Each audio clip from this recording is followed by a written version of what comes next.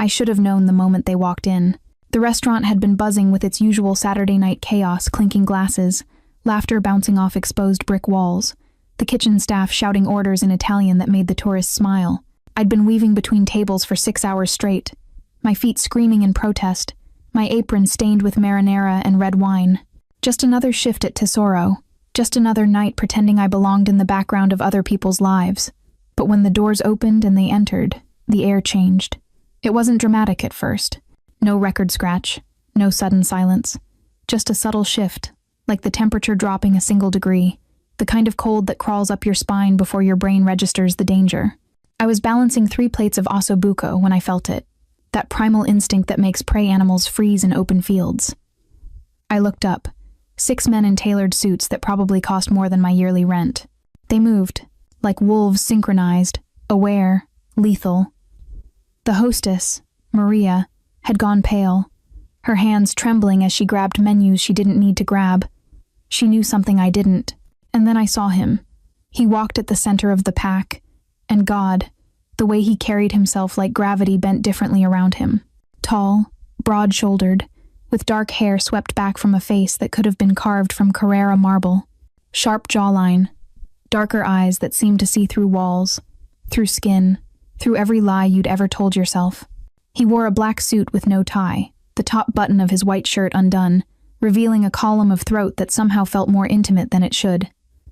He looked like money, like power, like the kind of man who'd never heard the word no and wouldn't recognize it if he did. I should have looked away. I didn't.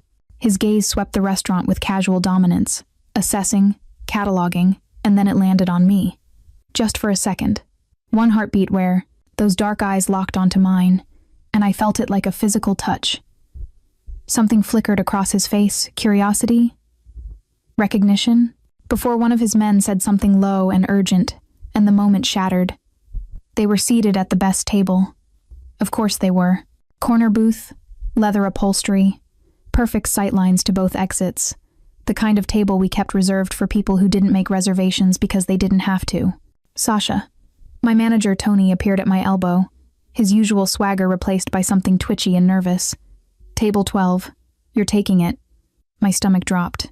Tony, I've got 6 tables already. You're taking it. His voice had gone flat, dead. The voice of a man following orders he didn't want to follow. And Sasha, don't fuck this up. He walked away before I could argue. I stood there for 3 seconds, my hands still gripping empty plates, my mind racing. Every instinct I had screamed at me to refuse, to find an excuse, to send literally anyone else. But I needed this job, needed the money, needed the routine, needed the illusion that I was building something stable after everything had fallen apart.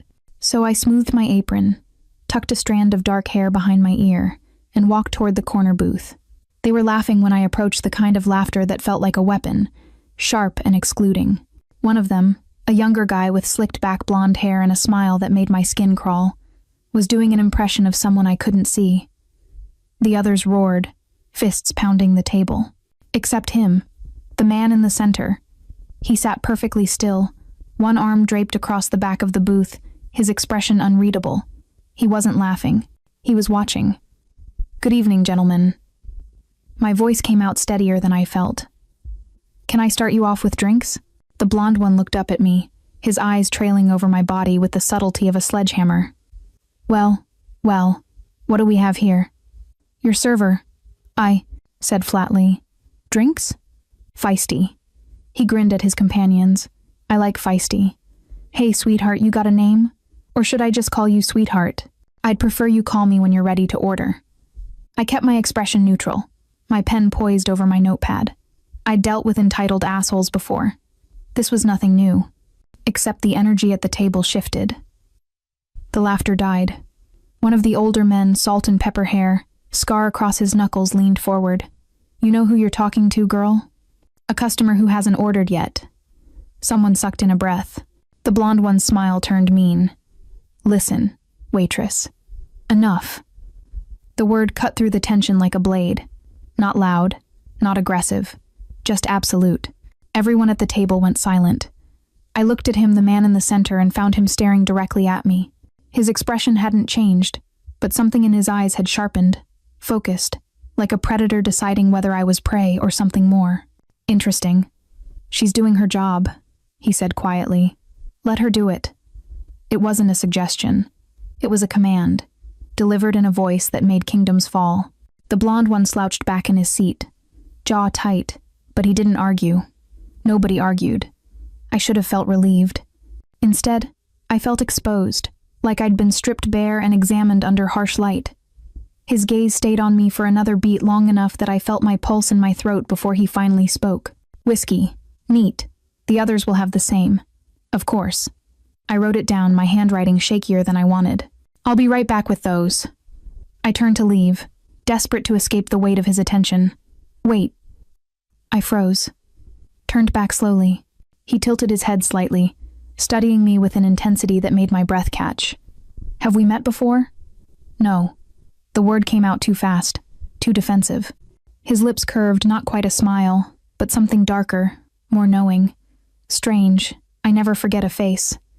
Before I could respond, before I could think, the lights in the restaurant flickered once, twice, then went completely dark. Screams erupted, glass shattered, and in the chaos, in the pitch black, I felt a hand strong, warm, unmistakably deliberate, wrap around my wrist and pull me down just as something whistled through the air where my head had been. A voice, low and deadly calm, whispered against my ear. Stay down. Don't move. Don't make a sound. And I realized, with creeping horror, that the hand holding me belonged to him. The darkness felt alive. I couldn't see anything. Not the tables, not the walls, not even my own hand pressed against the cold floor. But I could feel everything. The rapid thunder of my heartbeat, the solid warmth of his body sheltering mine, the controlled rhythm of his breathing, steady and unhurried, like blackouts and chaos were just another Tuesday for him. Around us, panic bloomed. Chairs scraped, voices shouted in confusion and fear. Someone was crying. The emergency exit sign glowed weakly in the distance, casting everything in sickly green shadow. Stay exactly where you are, he murmured, his mouth so close to my ear that I felt the words more than heard them. His hand still gripped my wrist, firm but not painful. Protective, maybe. Or possessive. With him I couldn't tell the difference. What's happening? I whispered back. Nothing that concerns you. Yet. The word hung between us like a promise and a threat. Footsteps approached heavy, purposeful. I tensed, but his hand tightened on my wrist in warning. Through the dim emergency lighting, I saw shapes moving near the entrance. 3 figures, maybe 4, dressed in black. One of them carried something long and angular. A gun. My breath caught. This wasn't a power outage. This was an attack. Boss. The voice came from somewhere above us, one of his men, crouched near the booth. East exit is clear. We can move. Not yet. His response was barely audible, but it carried. Absolute authority. Let them show their hand. I wanted to scream at him. Let them show their hand? People could die. I could die. But something in his tone, in the coiled tension of his body, told me he knew exactly what he was doing. This was a chess game, and he was already 3 moves ahead. One of the figures moved closer, close enough that I could see the tactical vest, the communication device blinking at his collar. Not random thieves, not amateurs, professionals. Severino. The shout came from near the kitchen, rough and accented. We know you're here. Come out, and maybe the civilians walk away. Severino.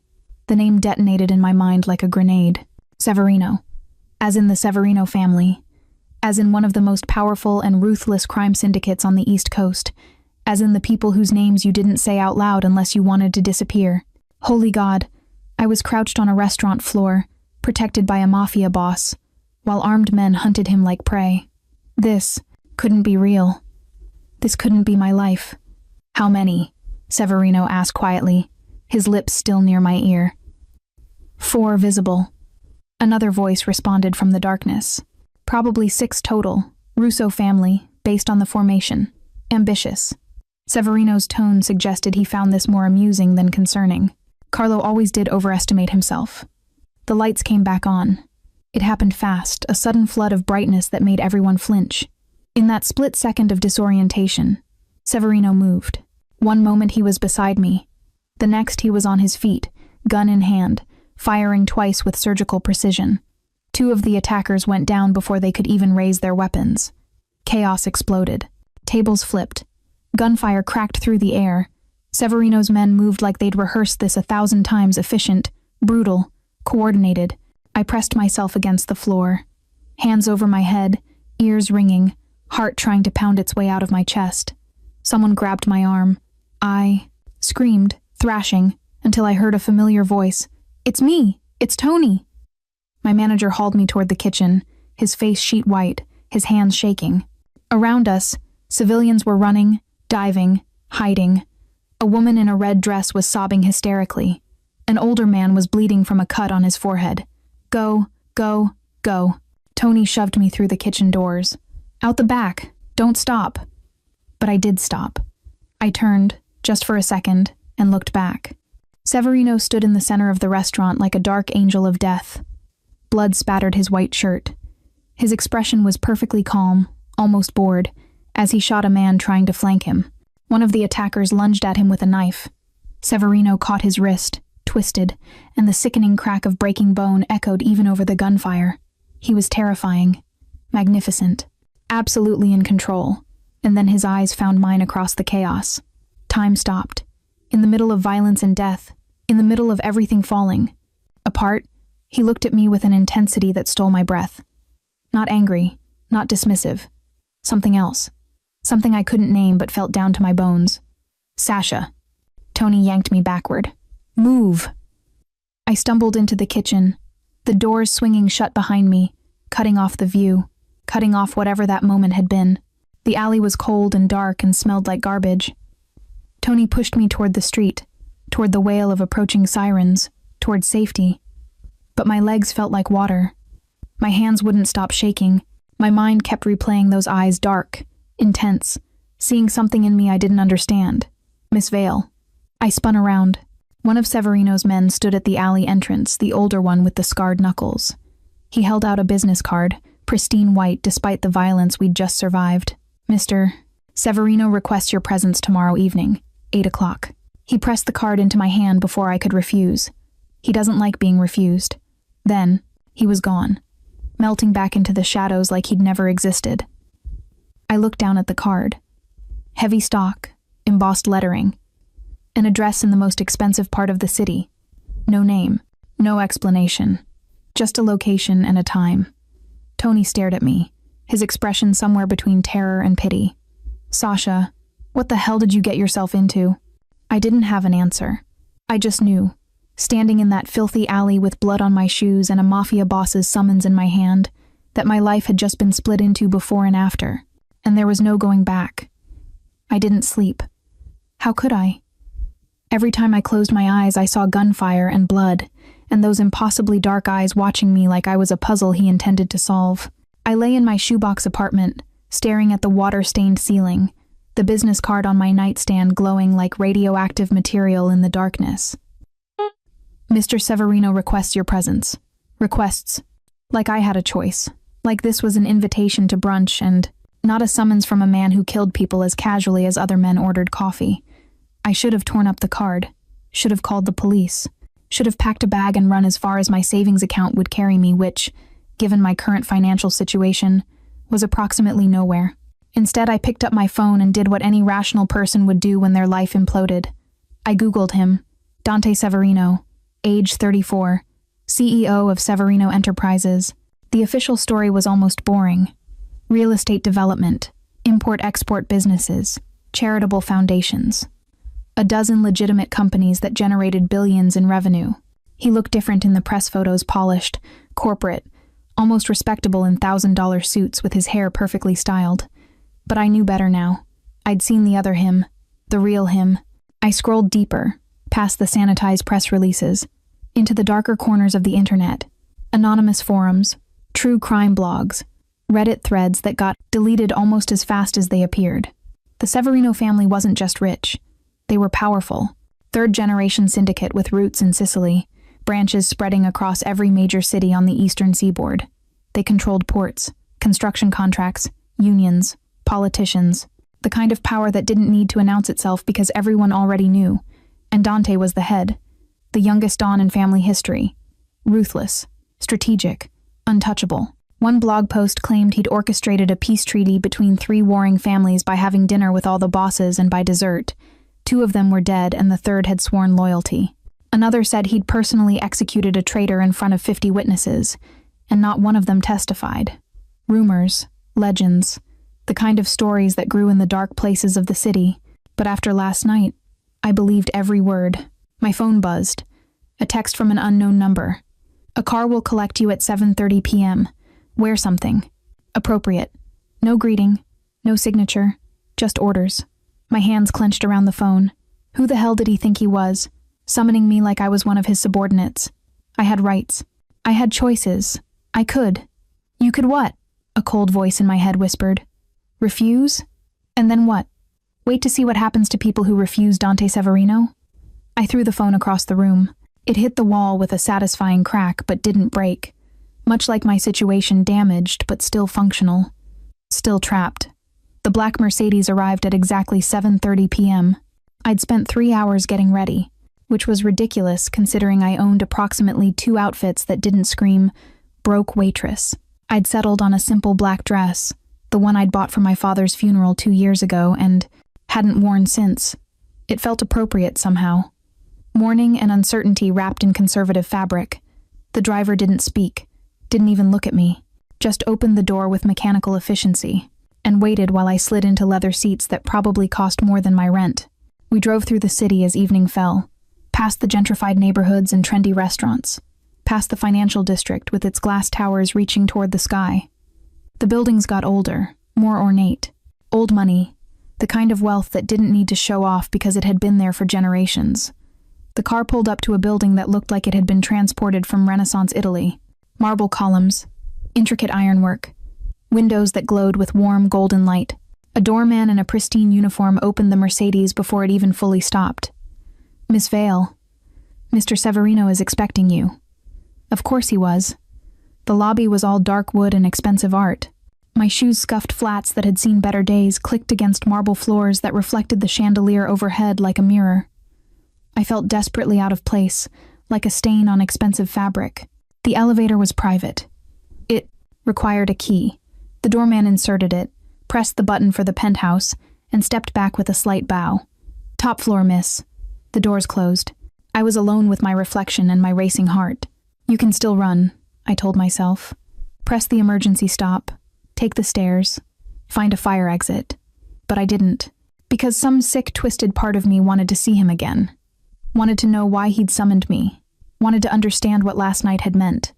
The elevator opened directly into the penthouse. I stepped out into a space that defied logic.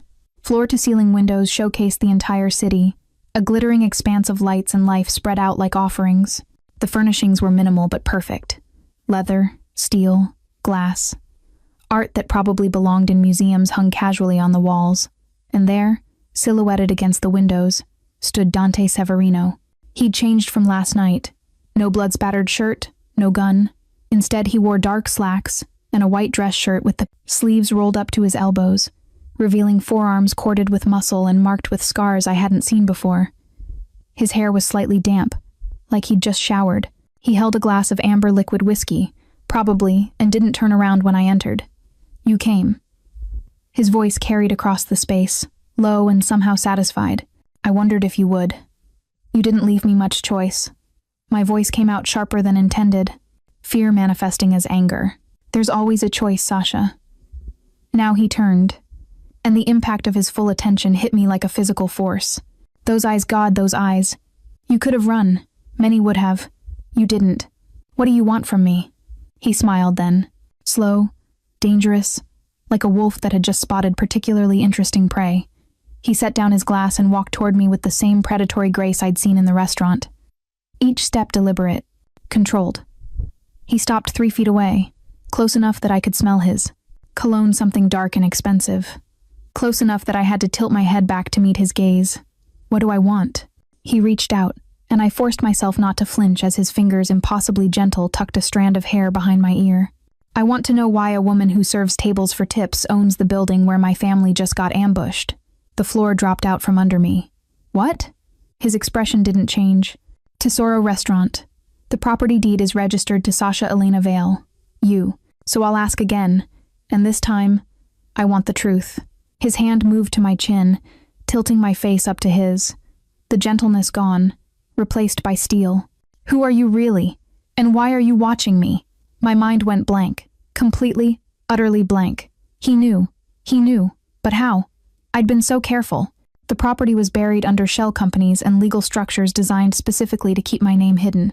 It had taken lawyers and money I barely had, and I can see you calculating, Dante said softly, his thumb now stroking along my jawline in a gesture that felt both tender and threatening, wondering how I found out, wondering what else I know. I jerked away from his touch, my back hitting the elevator door. I'm not watching you. I didn't even know who you were until last night. Liar. The word was gentle, almost affectionate. That made it worse somehow. No one hides ownership of a prime real estate property in my territory without a reason. He moved closer, caging me against the elevator with his body, not touching but there, overwhelming every sense I had. So either you're working for my enemies, or you have secrets worth killing to protect. Which is it? Neither. The word burst out of me, panic and anger mixing into something sharp. I inherited it, okay? From my father. Along with a mountain of debt and legal problems I'm still trying to untangle. I work there because I can't afford not to. And I didn't tell anyone I owned it because the moment people know, they treat you differently. They expect things. I cut myself off, breathing hard, realizing I'd just spilled more truth than I'd intended. Dante studied me for a long moment. His expression hadn't changed, still that mask of controlled intensity, but something flickered in his eyes. Calculation. Curiosity. Maybe belief. Your father, he said finally, stepping back and giving me space to breathe. Elena Vale's husband. I remember him. My heart stopped. You knew my father? Knew of him. He tried to expand his restaurant business about 5 years ago. Needed permits, union cooperation. He came to my father, asked for help. Dante walked back to the windows, hands in his pockets, silhouetted against the city lights. My father refused, said he didn't do business with civilians who wanted to stay clean. Too complicated. I remembered that time. The late-night phone calls. My father's increasingly desperate attempts to save his dream. The way he'd started, drinking more, sleeping less. How he'd aged 10 years and 6 months. He died thinking he was a failure, I said quietly. Heart attack at 52.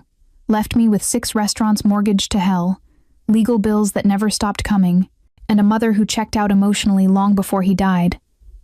Dante turned to look at me, and for the first time, his expression softened. Just slightly, just enough that I saw the man beneath the monster. You sold 5 of the restaurants, kept Tesoro. Why? Because it was his favorite. The first one he opened, the one he actually cared about. I wrapped my arms around myself, suddenly cold despite the room's perfect temperature. And because I'm stubborn and stupid and can't let things go. No. Dante crossed back to me, moving with that liquid grace that made me think of big cats stalking prey. You're loyal. Stubborn, yes, but loyal to your father's memory, even when it costs you. He reached out again, slower this time, giving me a chance to pull away. I didn't. His hand cupped my face with surprising gentleness, thumb brushing my cheekbone. That kind of loyalty is rare, Sasha. Especially in my world, it's either weakness. His gaze intensified, searching mine, or it's strength that most people can't comprehend. The air between us felt electric, dangerous. I couldn't breathe properly, couldn't think, couldn't do anything but stare into those dark eyes and wonder what he saw when he looked at me. Which one do you think I am? I whispered, his lips curved. I haven't decided yet. He dropped his hand and stepped back, the moment shattering like glass. He gestured toward the main living area. Hungry? The abrupt shift gave me whiplash. What? It's 8:30. You worked a full shift yesterday before armed men tried to kill us both. I doubt you've eaten properly today. He walked toward the kitchen, because of course a penthouse this size had a full kitchen, and started pulling out ingredients with the confidence of someone who actually knew how to use them. Sit. I'll cook. I stared at him. You're going to cook. You, Dante Severino, Mafia boss. Don, he corrected absently, retrieving a cutting board. And yes, I cook when I need to think. Sit down, Sasha, before you fall down. You're still pale from shock. I should have left. Should have demanded he let me go. Should have done 1,000 things that weren't standing frozen in a crime lord's kitchen while he chopped vegetables with the same precise efficiency he'd used to kill men last night. Instead, I sat on one of the bar stools and watched him work. The men who attacked last night, I said quietly. Will they come back? No.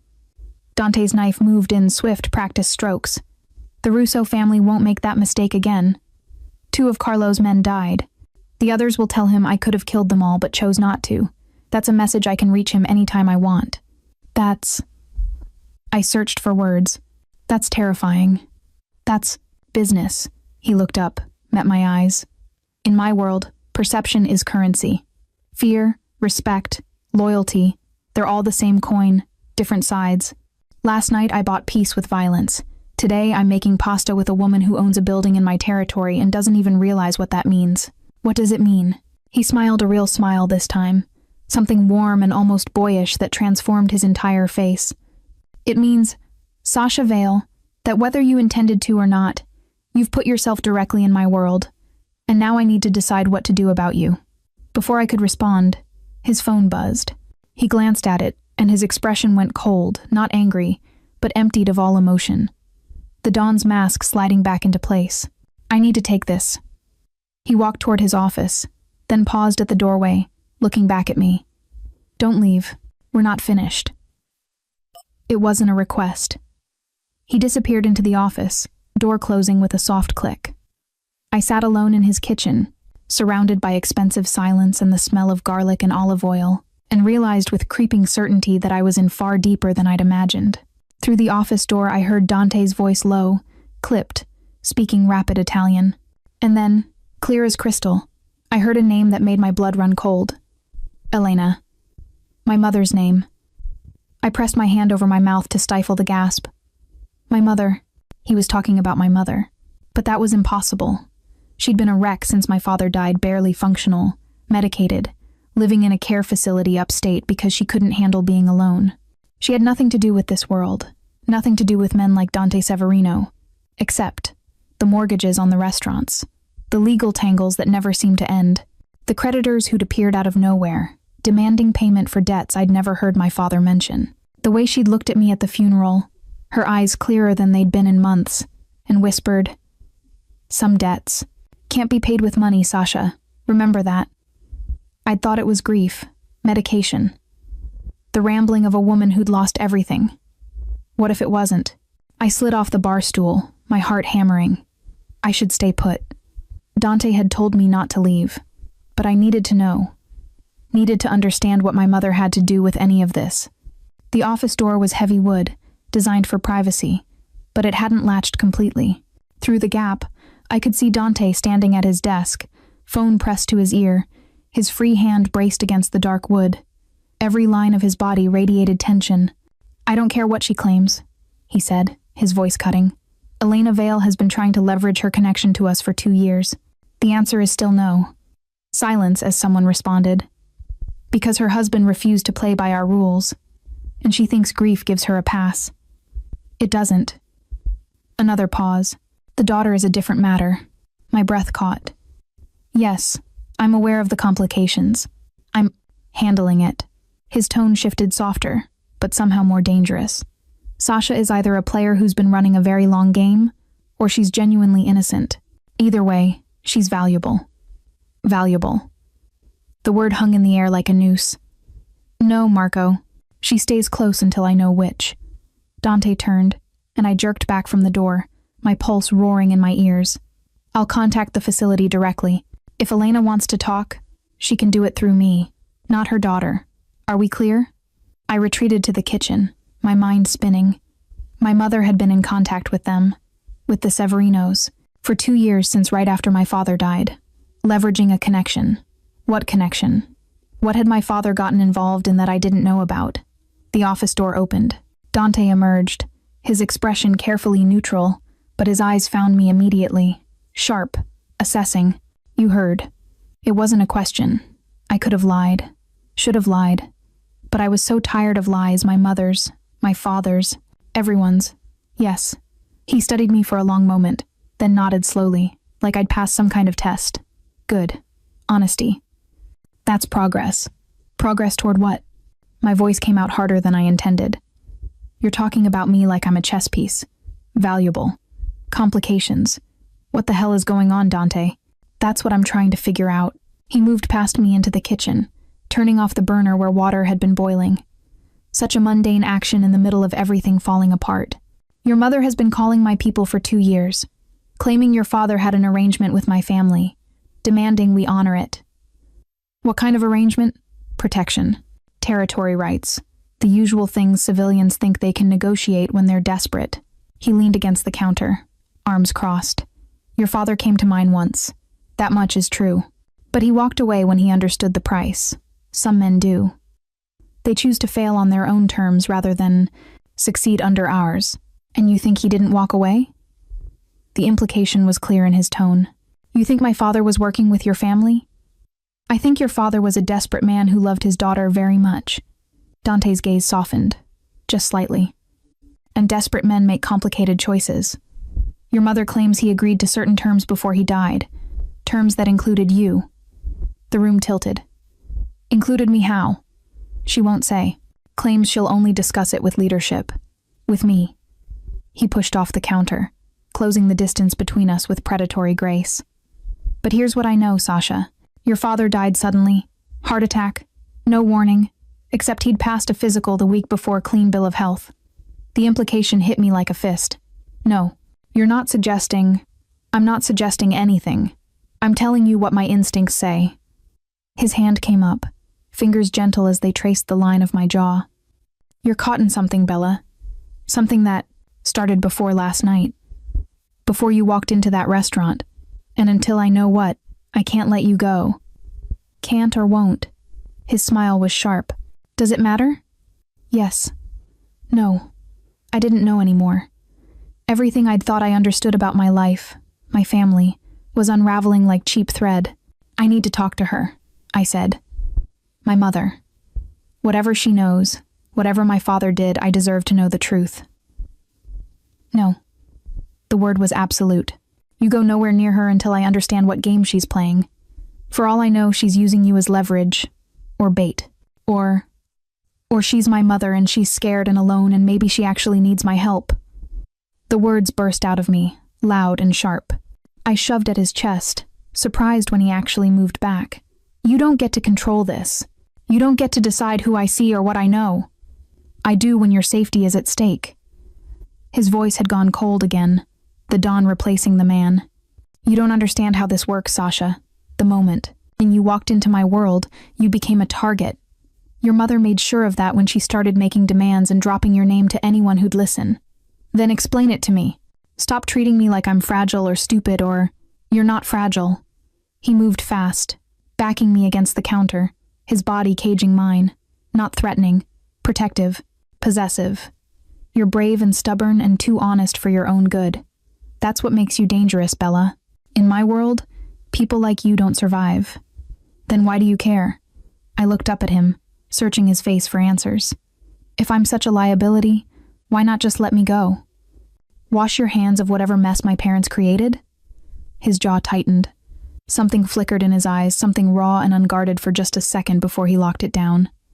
Because, he said quietly, his thumb brushing my lower lip in a gesture that made my breath catch. I can't. Before I could ask what he meant, his phone buzzed again. He pulled it out, glanced at the screen, and his entire body went rigid. What is it? He looked at me, and for the first time since I'd met him, I saw genuine concern on his face. Your apartment building is on fire. The night sky glowed orange. I pressed my face against the Mercedes window, watching my entire life go up in flames. Fire trucks surrounded the building, their lights strobing red and blue against the smoke-dark sky. Water arced from hoses, but the top 3 floors, including mine, were already gone. Just blackened skeleton and hungry flames consuming everything I owned. Everything I was. Sasha. Dante's hand closed over mine where I'd pressed it against the glass. Look at me. I couldn't. If I looked away, if I acknowledged this was real, then I'd have to accept that someone had just erased my existence. Because this wasn't an accident. We both knew it. Was anyone hurt? My voice came out hollow. No casualties. The fire started on your floor. Spread fast. Too fast. His grip tightened. Professional accelerant. Time to send a message, not kill civilians. What message? I finally turned to face him. His jaw was tight, eyes hard as flint. What message needs my apartment to burn? That you're connected to me now. That I've claimed you. He released my hand, pulling out his phone. And that whoever is behind this knows it bothers me. Bothers. Such a mild word for the violence radiating off him. For the way his knuckles had gone white around his phone. For the tone in his voice when he started making calls, rapid Italian, clipped orders, names I didn't recognize. A realization cut through my shock. Dante Severino was angry, not the cold, controlled anger from the restaurant. This was personal. Burning. Did you keep anything valuable there? He asked once he'd finished his calls. Documents, heirlooms, anything that can't be replaced? I almost laughed. Valuable. I had photos. My father's watch that stopped working 3 years ago. A quilt my grandmother made. Books. My voice cracked. God. My books. First editions my father collected. I'll replace them. You can't replace memories, I whispered. No. His hand came up, tucking hair behind my ear with unexpected tenderness. But I can make sure whoever did this regrets being born. The matter-of-fact way he said it should have terrified me. Instead, I felt something else. Something dark and hot that I didn't want to examine. Take me there. I reached for the door handle. I need to see it up close. Need to... No. He caught my wrist. Not until my men sweep it. Not until I know it's safe. Safe? My life just burned, Dante. There is no safe anymore. Exactly. He pulled me closer, his other hand cupping my face, forcing me to meet his eyes. You have no apartment, no possessions, nowhere to hide, which means you stay with me, where I can protect you, where no one can touch you without going through me first. You can't just, I can, I am, not cruel, not apologetic, just absolute certainty. This is how it works, Sasha. You're mine to protect now. Fight it if you want. It won't change anything. Mine. The word should have made me argue. Should have made me demand he let me go. Instead, it settled over me like inevitability. Like something I'd been waiting for without knowing. For how long? I asked quietly. His thumb stroked my cheekbone. Until the danger passes. Or... He paused. Something shifting in his expression. Until you stop being afraid of what that means. Before I could respond, one of his men appeared at the window. Marco, the one with the scarred knuckles. Dante lowered the glass. Boss, we found the ignition point. Your floor. Her bedroom. Crude but effective. Marco's eyes flicked to me, something like sympathy in them. Also found this on her door. He held up a phone, evidence-bagged. Even through the plastic, I could see the message on the screen. She's prettier when she burns. My stomach turned over. Dante took the bag, his expression going flat, emptier than I'd ever seen it. Who? I whispered. Carlo Russo. Dante's voice had gone soft, deadly soft, answering last night's message with one of his own, telling me he can reach what I protect. I'm not, I started, but he cut me off with a look. You are now. He handed the phone back to Marco. Get me everything. Cameras, witnesses, which of his men he used. I want names by morning. Already on it, boss. Marco hesitated. Your father called. Wants a meeting. Says this is escalating beyond. Tell him I'll handle it. He insists. Marco. One word. That was all it took. Marco nodded and disappeared into the night. Dante looked back at me, and some of the emptiness faded from his eyes. You're exhausted, scared, angry. You need rest. I need answers. I need to understand why this is happening. Why my mother is involved. Why people are trying to kill me because of secrets I don't even know. Tomorrow. He rapped on the divider, and the Mercedes pulled away from the burning building. Away from my old life. Tonight, you rest. Tomorrow, we go see your mother. Together, and we get those answers. You said I couldn't see her. I changed my mind. He shifted closer, his presence overwhelming in the confined space. You were right. You deserve the truth. All of it, even if it destroys what you thought you knew. I studied his face in the darkness, trying to understand him. This man who killed without hesitation but cooked pasta in his kitchen, who commanded empires but touched me like I was something precious, who said I was his to protect with the same certainty other men said good morning. Why? I asked. Why do you care what happens to me? You barely know me. His hand found mine in the darkness, fingers lacing through mine with deliberate intimacy. When he spoke, his voice was rough, raw in a way I hadn't heard before. Because when those lights went out in the restaurant, my first instinct wasn't survival. It was making sure you lived. He brought my hand to his lips, pressed a kiss to my knuckles that felt like a brand. Because I've killed hundreds of men without losing sleep. But the thought of you burning in that building made me want to raze this entire city to the ground. My breath caught. Because Sasha Vale, whether I wanted to or not, whether it makes any sense or not, I've already decided you're mine. And I protect what's mine. Always. The Mercedes turned into an underground garage, concrete and shadows and security that could probably stop a small army. The door opened. Dante stepped out, then turned back to me, hand extended.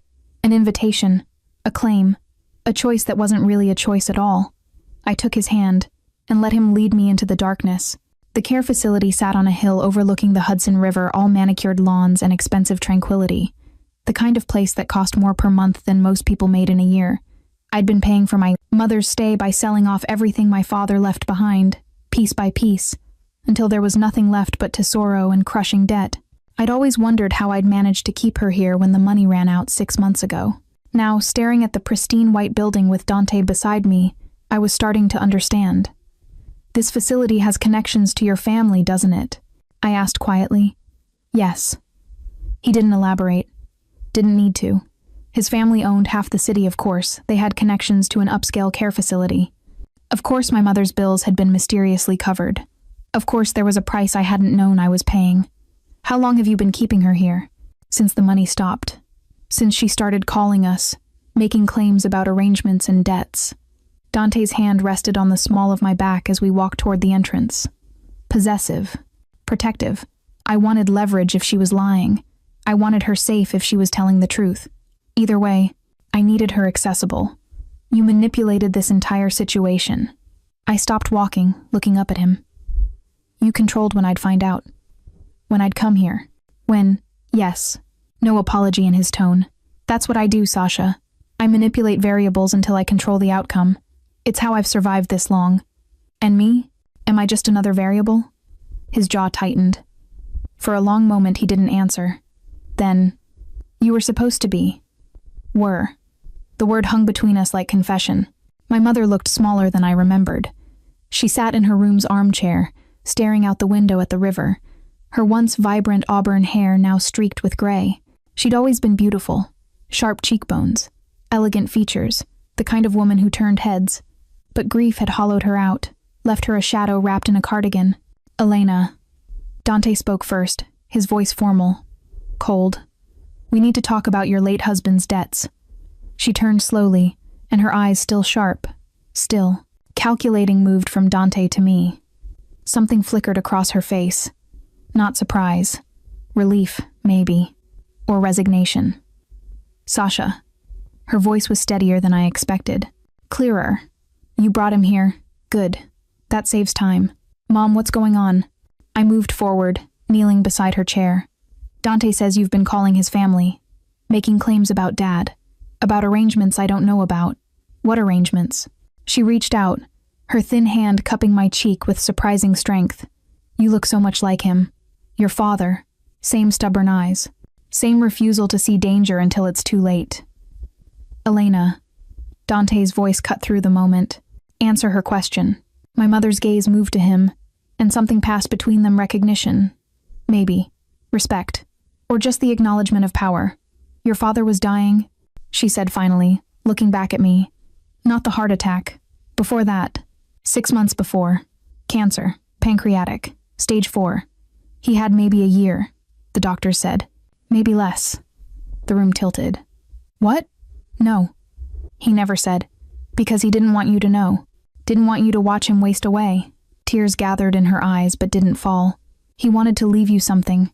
Security. A future. But the restaurants were failing. The debts were crushing us. So he made a deal. Dante moved closer, his presence a shadow at my back. What deal? Protection. Territory rights for Tesoro. Guaranteed profits through the family's network. She took a shaky breath.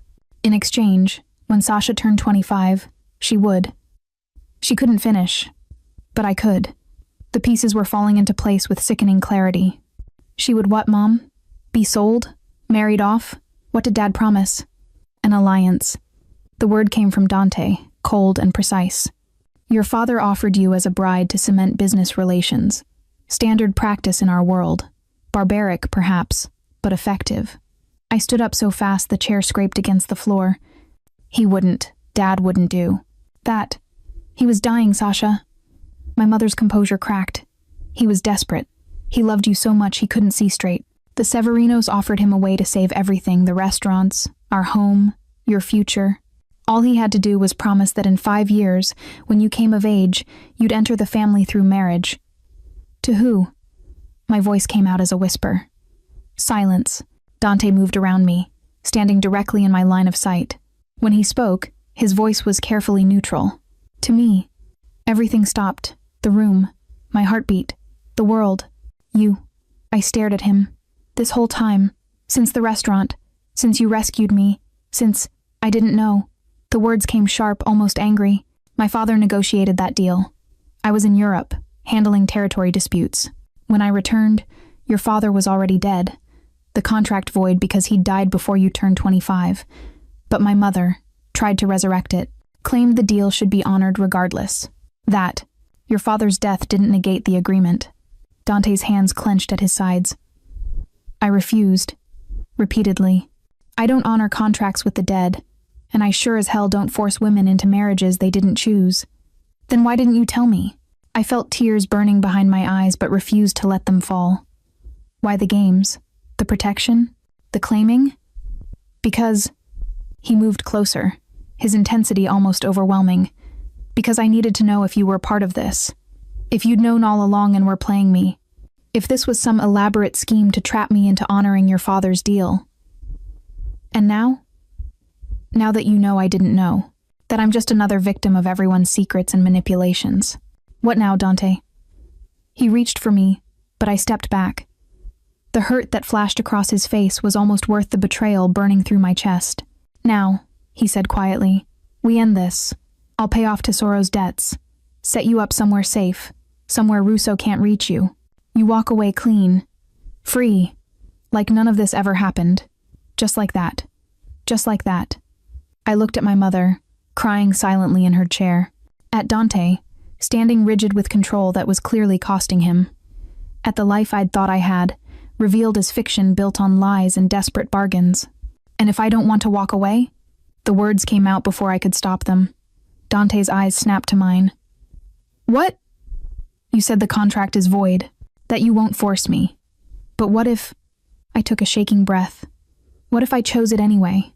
What if I honored my father's bargain? Not because I have to, but because I want to. Sasha, you don't know what you're saying. Don't I? I moved closer, closing the distance he'd created. You've shown me your world, Dante. The violence, the control, the danger. And yes, it terrifies me. But you know what terrifies me more? Walking away and spending the rest of my life wondering what if. What if I'd been brave enough to choose the monster, instead of running from him? His hands came up, framing my face with a gentleness that contradicted everything he was. I'm not a fairy tale, Bella. I won't transform into a prince. This world, my world, it destroys beautiful things. It would destroy you. Maybe. I pressed my hand over his heart, feeling it thunder beneath my palm. Or maybe I'm stronger than you think. Strong enough to stand beside you. Strong enough to be yours by choice, not contract. You don't know what you're asking for. Then show me. I looked up at him, letting him see everything I felt, the fear, the desire, the insane certainty that this was right even when everything said it was wrong. Show me your world, Dante. All of it. The beautiful and the terrible. And then let me decide if I'm brave enough to stay. For a long moment, he just stared at me. Then, slowly, he lowered his forehead to mine, his breath shaking. You're going to ruin me, he whispered. Probably. I whispered back. And then he kissed me. The kiss was nothing like I'd imagined. Not gentle, not tentative. It was claiming, consuming, a declaration of ownership that I should have resisted but instead melted into. His hands tangled in my hair, tilting my head back to deepen the kiss, and I gripped his shoulders like he was the only solid thing in a world that had turned liquid and unstable. When he finally pulled back, we were both breathing hard. His eyes had gone almost black, pupils blown wide with desire and something more dangerous, something possessive that made my stomach flip. "Last chance," he said roughly. "Walk away now, Sasha, before this goes too far." Before I kissed him again. Softer this time, but no less certain. When I broke away, I pressed my lips to his ear and whispered, "Too late." A shudder ran through him. His arms came around me, crushing me against his chest, and for a moment we just stood there, two people on the edge of a cliff, about to jump together. Ahem. We broke apart. My mother was watching us with an expression I couldn't read, relief, worry, and something almost like approval mixed together. "If you're going to do this," she said quietly, "you need to understand what you're agreeing to. Dante, tell her everything." The drive back to the city was silent. Dante held my hand, his thumb tracing absent patterns on my palm, but his mind was clearly elsewhere, planning, calculating, preparing me for whatever came next. We didn't go back to his penthouse. Instead, the Mercedes descended into a different underground garage, older, darker, with security that made the previous one look casual. Armed guards, biometric scanners, doors that looked like they could survive nuclear war. "Where are we?" I asked as Dante helped me out of the car. "The heart of it all," he said. "If you want to see my world, Bella, this is where it beats." He led me through corridors that felt ancient exposed brick, low lighting, the smell of old stone and older money.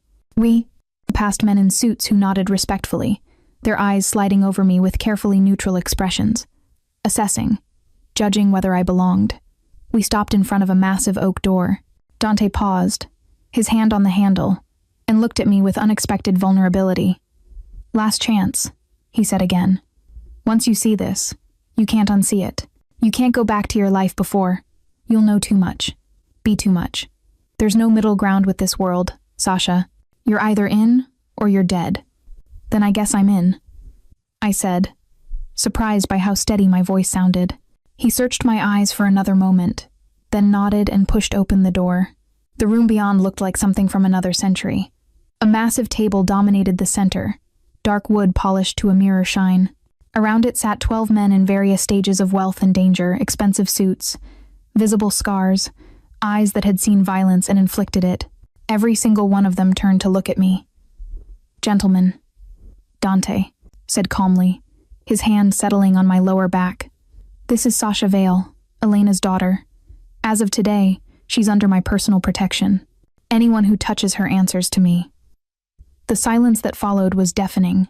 Then, an older man at the head of the table, silver-haired, with eyes like chips of ice, leaned back in his chair and studied me.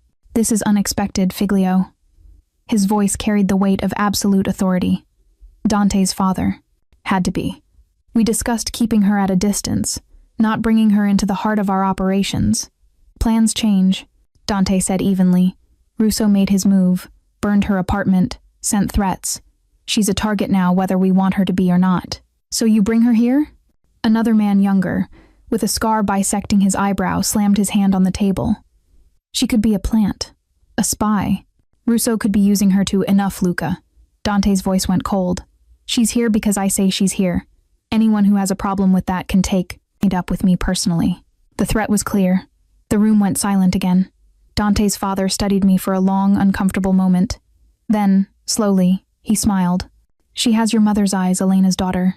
Francesca's fire." He stood, moving around the table with the same predatory grace I'd seen in his son. "Tell me, child, do you know what you're agreeing to? The life you're choosing?" "No," I admitted, "but I'm willing to learn. Honest." He glanced at Dante. "I see why you're drawn to her. Honesty is rare in our world." He stopped in front of me, close enough that I had to tilt my head back to meet his gaze. "But honesty without strength is just another weakness. Can you be strong, Sasha Vale? Strong enough to stand beside my son?" To bear the weight of this family's name and all the blood it's built on? I don't know, I said quietly, but I'm willing to try. Something shifted in his expression. Not warmth, exactly, but acknowledgement. He turned to Dante. You've chosen. So, be it. But if she fails, if she breaks, if she betrays us, she won't, Dante said with absolute certainty. She's standing right here, I interjected, surprised by my own boldness. And she can speak for herself. Several men at the table chuckled. Dante's father's lips twitched. Fire indeed. Very well. Welcome to the family, Sasha. May you survive it. He returned to his seat. The meeting continued discussions of territories, shipments, disputes I only half understood, but I felt the weight of it all. The power, the danger, the absolute certainty that these men controlled more than I'd ever imagined. And through it all, Dante's hand never left my back, anchoring me, claiming me, promising without words that whatever came next, we'd face it together. The meeting ended near midnight. As men filed out, some nodded to me, others ignored me completely, but all of them acknowledged that I'd crossed a line tonight. That I was part of this now, whether I fully understood what this meant or not. When the room was empty except for us, Dante finally relaxed, his shoulders dropping slightly. He turned to me, searching my face. You did well, he said softly. Better than I expected. They respect strength, and you showed them yours. I was terrified the entire time. I know. He tucked a strand of hair behind my ear. But you didn't let them see it. That's what matters. What happens now? I asked. His expression darkened. Now, we deal with Russo. He's made his move. Time to make mine. What does that mean? It means tomorrow. You'll see exactly what I am, Sasha. He cupped my face, his touch gentle despite the violence promised in his words. You'll see the monster that lives under the skin. And then you'll decide if you can still stand beside me when the blood is fresh and the screams haven't faded. My heart hammered in my chest, but I didn't look away, didn't flinch. Show me, I whispered. Show me everything. His eyes went dark, hungry. Careful what you wish for, Bella. He kissed me then, hard, possessive, a promise of violence and passion twisted together. When he pulled back, his smile was sharp enough to cut. Tomorrow, he breathed against my lips. Tomorrow, you become truly mine. And despite everything, the fear, the uncertainty, the danger, I couldn't wait. I woke to the sound of rain against bulletproof glass. Dante's penthouse bedroom was massive floor-to-ceiling windows overlooking the city. Furniture that probably cost more than my destroyed apartment building, and sheets, with a thread count that felt like silk against my skin. I'd slept in one of his shirts, drowning in fabric that smelled like him cedar and smoke, and something uniquely Dante. He wasn't in bed. I found him in his office, dressed in black from head to toe, checking a weapon with the casual efficiency of someone who'd done it 1,000 times. In the gray morning light, he looked less like a businessman and more like what he truly was. A predator, preparing for the hunt. You're awake, he said without looking up. There's coffee in the kitchen. Breakfast if you want it. This won't take long. What won't take long? What won't take long? I moved into the room, my bare feet silent on the hardwood. Dante, what are you doing? What needs to be done? He finally looked up, and his eyes were empty. Cold. The Don's mask firmly in place. Russo burned your apartment, threatened you. That requires a response. What kind of response? The permanent kind. My stomach dropped. You're going to kill him. Yes. No hesitation. No remorse. Just cold fact. He touched what's mine. There's only one answer for that, and you want me to watch. It wasn't a question. This was the test. The moment he'd warned me about. See the monster and decide if I could live with it. No. He set down the gun and crossed to me, his hands settling on my shoulders. I want you safe here while I handle this. But if you insist on understanding my world, if you want to truly know what you're choosing, his jaw tightened, then yes, come with me. See what I am when the mask comes off. I should have said no. Should have taken the out he was offering. Should have stayed in the safety of his penthouse with my coffee and my illusions intact. I'm coming with you, I said instead. Something flickered in his eyes. Pride, maybe. Or resignation. Then get dressed. We leave in 20 minutes. The warehouse was exactly what I'd expected, abandoned, isolated, the kind of place where screams wouldn't carry. 3 black SUVs were already parked outside. Men in tactical gear moved with practiced efficiency, checking weapons, establishing perimeters. I'd changed into jeans and a dark sweater. Practical clothes. Like that would somehow make this normal. Make me normal for agreeing to witness whatever was about to happen. Dante kept me close as we entered the warehouse. His hand rested on my lower back, protective, possessive, grounding. Inside, the space had been cleared, except for a single chair in the center, illuminated by harsh overhead lights. And in that chair, bound and bleeding, sat Carlo Russo. He looked up as we approached, his face a mess of bruises and cuts. But his eyes were still defiant, still cruel. Severino. He spat blood onto the concrete floor. Come to gloat? No. Dante's voice was perfectly calm. Come to teach you what happens when you touch my property. Property. Carlo laughed, the sound wet and broken. That what you're calling her? Your father's cast-off? The civilian bride you were too proud to claim? Dante didn't respond, didn't react. He just removed his jacket, handed it to one of his men, and rolled up his sleeves with methodical precision. Last night, he said conversationally, you burned an apartment building, targeted a woman under my protection, sent threats that suggested violence. Tell me, Carlo, did you think that would intimidate me? Make me back down? I thought it would remind you that you're not untouchable, that we can reach your weaknesses anytime we want. Weaknesses. Dante picked up something from a nearby table, a knife, long and wickedly sharp. Interesting word choice. He moved fast. The blade flashed. Carlo screamed. I wanted to look away. Wanted to close my eyes, cover my ears, run from the warehouse and never stop running. But I forced myself to watch, to see what Dante became when the veneer of civilization stripped away. He was efficient, precise, every cut calculated for maximum pain but minimum permanent damage, at least at first. He asked questions in that same conversational tone. Who ordered the hit? Who else was involved? What other moves they'd planned? Carlo lasted longer than I expected. 20 minutes of interrogation before he started breaking, started giving up names and locations and secrets between sobs and screams. Through it all, Dante's expression never changed, never showed rage or satisfaction or even basic emotion. He was a machine, a force of nature dressed in blood-spattered black. When Carlo finally had nothing left to give, Dante set down the knife and looked at me, really looked at me, searching my face for disgust, for horror, for the rejection he clearly expected. This is who I am, Sasha, he said quietly. This is what I do to protect what's mine. Still think you can stand beside me? I was trembling. My stomach was churning, but I held his gaze and said, yes. Something cracked in his carefully controlled expression. Relief. Disbelief. Something that looked almost like hope. He turned back to Carlo. Any last words? Carlo lifted his head with the last of his strength. Your father was right about you. You're too soft. Keeping her alive just proves it. One day, she'll be your... The gunshot cut him off. Carlo slumped forward, dead before he finished the threat. Dante lowered his weapon, turned to his men. Clean this up. Send the body to the Russo family with my compliments. Let them know. This is finished, or the next one will be their dawn.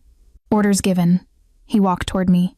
Each step deliberate, giving me time to run, to reject him, to do what any sane person would do. I didn't move. When he reached me, blood on his hands and death in his wake, he cupped my face with surprising gentleness. You're shaking. I know. Are you afraid of me? I thought about that. Really thought about it. Was I afraid? Yes. Terrified, actually. But not of him.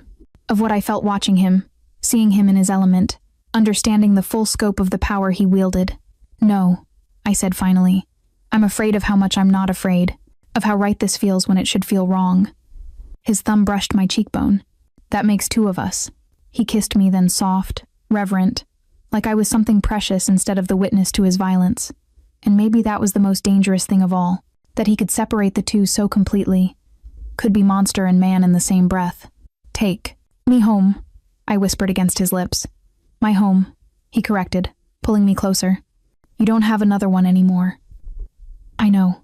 I pressed my face against his chest, breathing him in smoke and copper and the promise of violence. I know. We left the warehouse together, left Carlo's body in the blood and the brutality behind. But I carried the knowledge with me now, heavy as stone. I'd chosen this, chosen him, chosen a life where love and death walked hand in hand, and I didn't regret it. Not yet. The penthouse was dark when we returned. Dante led me through the shadows, neither of us turning on lights, moving by instinct and the city's glow filtering through the windows. We didn't speak, didn't need to. Everything that mattered had been said in that warehouse, in the silence of the drive home, in the way his hand never left mine. He stopped in his bedroom doorway, turning to face me with an intensity that stole my breath. "Last chance," he said for the third time in 2 days. "I can still set you up somewhere safe. New identity, new life. You could walk away clean, pretend none of this happened." "No." The word came out firm, certain. I made my choice. I'm staying. Even knowing what I am, what I'll do, the blood that's already on my hands and the blood that's still to come. Especially knowing that. I moved closer, closing the final distance between us. I'm done running from danger, Dante. Done hiding from the truth. If I'm going to burn, I want it to be for something real, for someone real. His jaw tightened. "I'll ruin you. Promise?" The question broke something in him. Whatever control he'd been maintaining shattered like glass. He pulled me against him, his mouth crashing onto mine with desperate hunger. This kiss was different from the others, not claiming, not possessive. Surrendering. Like I'd conquered something in him he'd thought was unconquerable. We moved in a tangle of grasping hands and shed clothing. His shirt, my sweater, barriers, dissolving until skin met skin and nothing existed but heat and need and the electric pull that had been building since the moment we met. He lifted me, my legs wrapping around his waist as he carried me to the bed. The city lights painted us in shadow and gold, creating an intimacy that felt sacred despite everything we were. "Tell me you want this." He breathed against my throat. "Tell me you choose this. Choose me. I choose you," I whispered. "All of you. The man and the monster. The darkness and the light. I choose all of it." His response was a shudder that ran through his entire body. When he finally made love to me, it was with a reverence that contradicted everything he was supposed to be. Gentle despite his capacity for violence. Tender despite his ruthlessness. Like I was something holy he'd found in the darkness and refused to corrupt. But corruption, I was learning, was relative. Maybe choosing him was its own kind of corruption. Or maybe it was the first honest thing I'd done in years, acknowledging the darkness inside myself that recognized and craved the darkness in him. After, we lay tangled in expensive sheets, my head on his chest, listening to his heartbeat slow from frantic to steady. His fingers traced patterns on my bare shoulder, idle, soothing, possessive. "My father will want a formal announcement," he said quietly. "Once word spreads that you're staying, that you're mine, there'll be expectations, traditions, a wedding probably. Though it won't be anything like what you imagined as a little girl." "I never imagined a wedding," I admitted. After watching my parents' marriage crumble, I swore I'd never. I cut myself off, the irony too sharp to voice. "Never marry a man involved in organized crime?" His chest rumbled with dark humor. "Yet here you are, in bed with a Mafia don, discussing wedding traditions." "Here I am," I agreed. "Apparently I have terrible judgment. The worst." He tilted my chin up, forcing me to meet his eyes. "But for what it's worth, Sasha, I'll try to be worth it. Worth your terrible judgment and worse choices. I can't promise to be good, that ship sailed long ago. But I can promise to be yours. Completely. Absolutely. Until death or betrayal. Whichever comes first." "Romantic," I said dryly. "I'm a realist." His expression softened. "But I'm also a man who just found something I didn't know I needed. And I protect what I need, Bella. With everything I have." A phone buzzed his, on the nightstand. He reached for it, frowned at the screen, then showed it to me. A message from Marco. "Russo family accepted your terms. Truce confirmed. Boss wants to see you both tomorrow, 10 a.m. Says to bring the girl." The girl. As if I didn't have a name. As if I was just another acquisition in the Severino empire. "He's going to test you," Dante warned. "My father. He'll want to make sure you're strong enough for this life. That you won't break when things get ugly."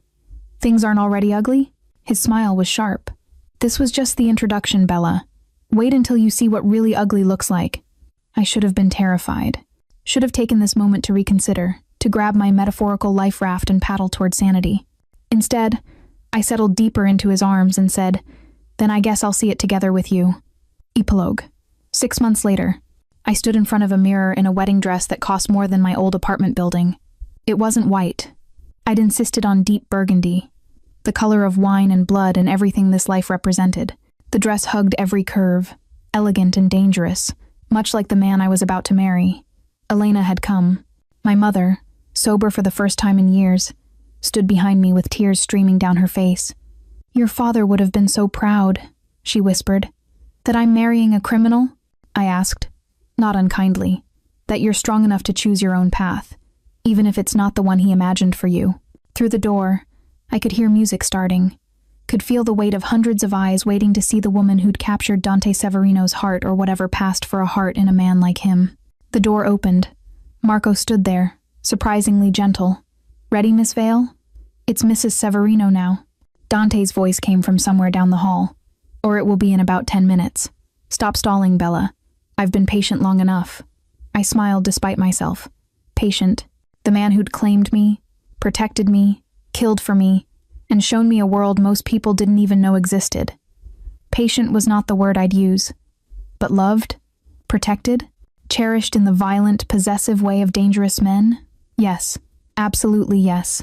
I took a breath, squared my shoulders, and walked toward my future. Toward the man waiting at the end of an aisle lined with criminals and killers and the most powerful family on the East Coast. Toward a life that would never be safe or simple or anything close to normal. And I'd never been more certain of anything in my life. Dante stood at the altar in a black suit that made him look like the devil himself, dark, dangerous, and impossibly beautiful. When his eyes found mine, everything else faded. The crowd, the music, the fear that still lived somewhere in my chest. All that existed was him, and me, and the choice we'd made to burn together. I reached the altar. He took my hand, his thumb brushing over my knuckles in a gesture I'd come to know as his possessive, protective, perfect. "You came," he murmured. "Did you doubt?" "Every second." His smile was soft, vulnerable in a way he only ever showed me. Until now. The ceremony was short, traditional vows mixed with modifications that made some of the older attendees shift uncomfortably. But when Dante slid the ring onto my finger, a blood ruby surrounded by diamonds, and I did the same for him, the pact was sealed. "You may kiss your bride," the officiant said. Dante didn't wait for permission. He pulled me against him and claimed my mouth with a kiss that was absolutely inappropriate for a church, for an audience, for anything resembling civilized society. I kissed him back just as fiercely. Let everyone see exactly what we were to each other. When we finally broke apart, he pressed his forehead to mine and whispered words only I could hear. "Mine. Forever. No going back. No going back," I agreed. And as we turned to face a future built on blood and devotion, on darkness and dangerous love, I knew one absolute truth. I'd chosen the monster, and I'd never been happier.